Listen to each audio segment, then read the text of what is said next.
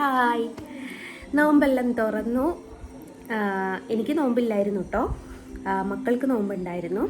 അപ്പം നോമ്പെല്ലാം തുറന്നിരിക്കുകയാണ്. എനിക്ക് കൈക്ക് ചെറിയൊരു പ്രശ്നം ഉണ്ടായിരുന്നു, ഇഞ്ചക്ഷൻ ചെയ്തിട്ട് കൈ വീണിട്ടുണ്ടായിരുന്നു. അപ്പം ഒരു വിധേനയാണ് ഫുഡൊക്കെ ഉണ്ടാക്കിയത്. പിള്ളേരും എന്നെ ഹെൽപ്പ് ചെയ്യാൻ കൂടി ആ നെയ്ച്ചോറും ചിക്കൻ കറിയൊക്കെ ഉണ്ടാക്കി കൊടുത്തു.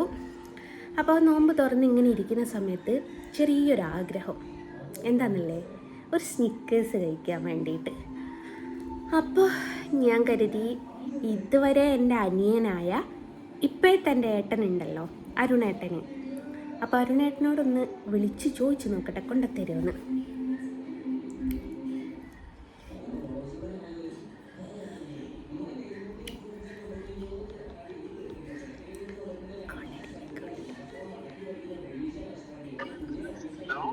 ആ കഴിഞ്ഞോ?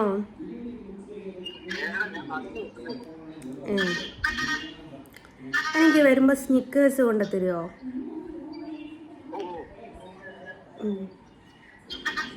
ആയിക്കോട്ടെ എന്നാൽ.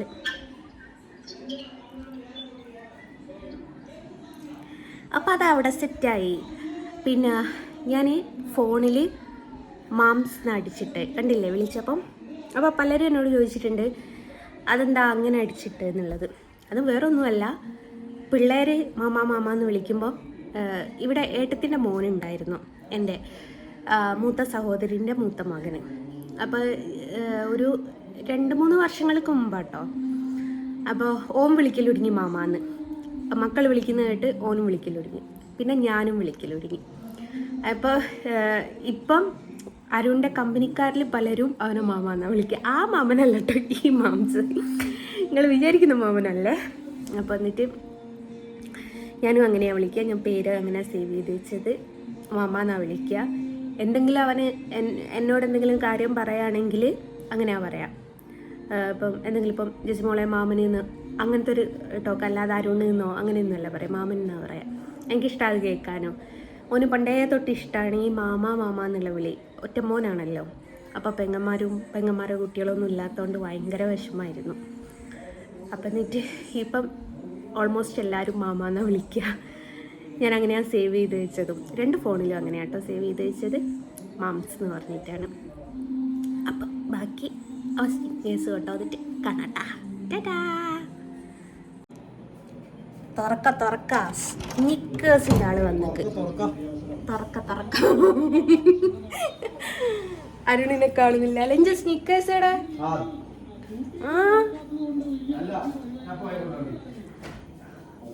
കഷ്ടണ്ട്. അല്ല ഞാൻ ഗുളിക വാങ്ങി ഞാൻ വാങ്ങിക്കൊണ്ടോ അടക്ക് അവല്ലേ നൂടി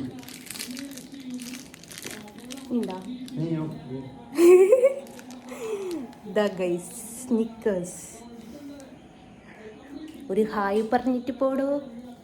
ഇത്ര ജാട പാടില്ലടോ എന്നെ കണ്ടിട്ട് എത്ര ദിവസമായി. രണ്ട് വാക്ക്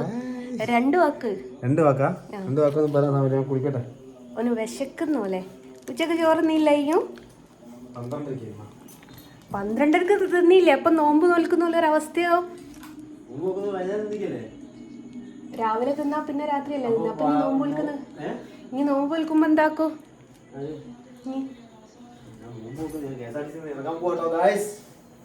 ഓന് KSRTC ഇറങ്ങാണല്ലോ ഗൈസ്. ശരിക്കും KSRTC ജീവനക്കാരെ പറ്റിക്കാസ് ഗൈസ്. പൈസ തരില്ല, സെക്യൂരിറ്റി, അതും 10,000 രൂപ സെക്യൂരിറ്റി കൊടുത്ത് കയറിയിട്ട് മര്യാദയ്ക്ക് ശമ്പളം കിട്ടുന്നില്ല. എന്തായും ഗതാഗത മന്ത്രിന്റെ പേരെന്തായും? ഗണേഷ് കുമാറിന് ഇങ്ങനെ കത്ത് ചെയ്തടേ. നാളെ പോകാനുണ്ടോ അജ്മേല്? അപ്പൊ ഗൈസ് നാളെ അജ്മേല് ആരെങ്കിലും കാറുന്നോലുണ്ടെങ്കിൽ ഉണ്ടെങ്കിൽ സഞ്ജു കാക്കി ഞാൻ തിരുമ്പിട്ടക്ക് ആറിയിട്ടില്ല.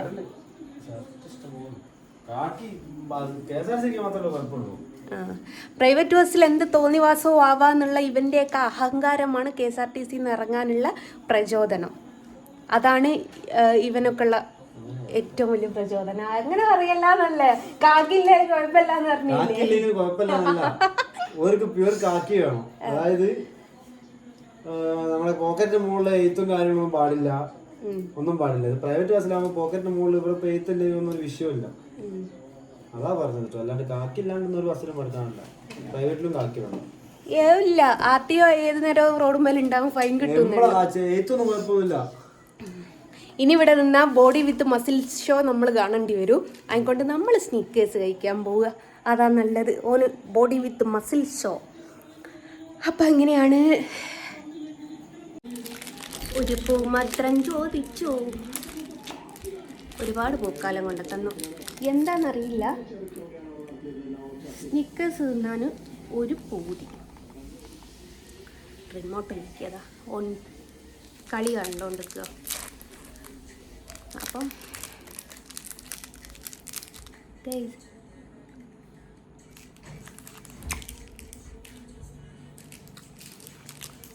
എന്താണെന്നറിയില്ല, നോമ്പ് തുറന്ന സമയത്ത് സ്നിക്കേഴ്സ് കഴിക്കാനൊരു തോന്നൽ. നോമ്പൻ തലേന്ന് വീട്ടിൽ പോയില്ലോ, അപ്പോൾ വാപ്പയും ഓരോ ഗൾഫിൽ നിന്ന് കൊണ്ടുവന്ന് സ്നിക്കേഴ്സ് തന്നിട്ടുണ്ടായിരുന്നു. ചെറുത് 2 എണ്ണം. അന്നപ്പോൾ പിന്നെയും കഴിക്കണം തോന്നിയിട്ടുണ്ടായിരുന്നു. അപ്പം അങ്ങനെ വിളിച്ച് പറഞ്ഞു. ഞാൻ വിചാരിച്ചു ഇല്ലയെന്ന് പറഞ്ഞപ്പോൾ പോയിന്ന്.